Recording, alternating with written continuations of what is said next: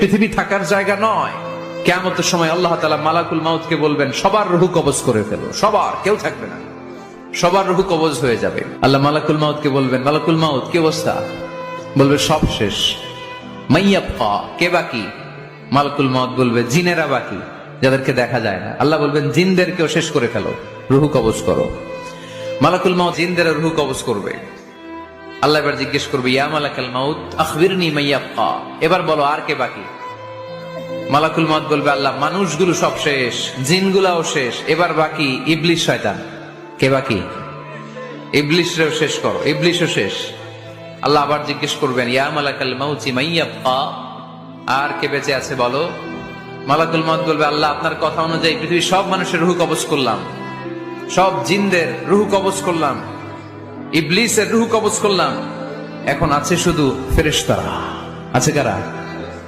যাও ফেরেশতাদের রূহ কবজ করো, ফেরেশতাদের রূহ কবজ হয়ে যাবে। এবার আল্লাহ জিজ্ঞেস করবেন, ইয়া মালাকাল মাউত আখবিরনি মাইয়াবকা। মালাকুল মাউত বলবে, আল্লাহ আপনার কথা মতো ধরে ধরে সব শেষ, ফেরেশতাও শেষ, 4 জন ছাড়া।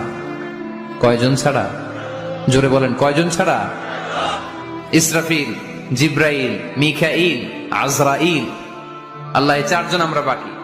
আল্লাহ বলবে, যাও ইযহাব ইনতালিক ইলা জিবরিল ওয়াকবাদ রূহা, জিব্রাইলের রূহ কবজ করো। ইযহাব ইলা ইসরাফিল ওয়াকবাদ রূহা, ইসরাফিলের রূহ কবজ করো। ইযহাব ইলা মিকাইল ওয়াকবাদ রূহা, রূহ কবজ করো। ওই 3 ফেরেশতাও শেষ।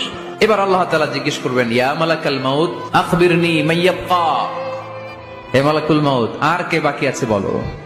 মালাকুল মাউত বলবে, আল্লাহ আপনার কথা মতো মানুষগুলো শেষ, জিনগুলো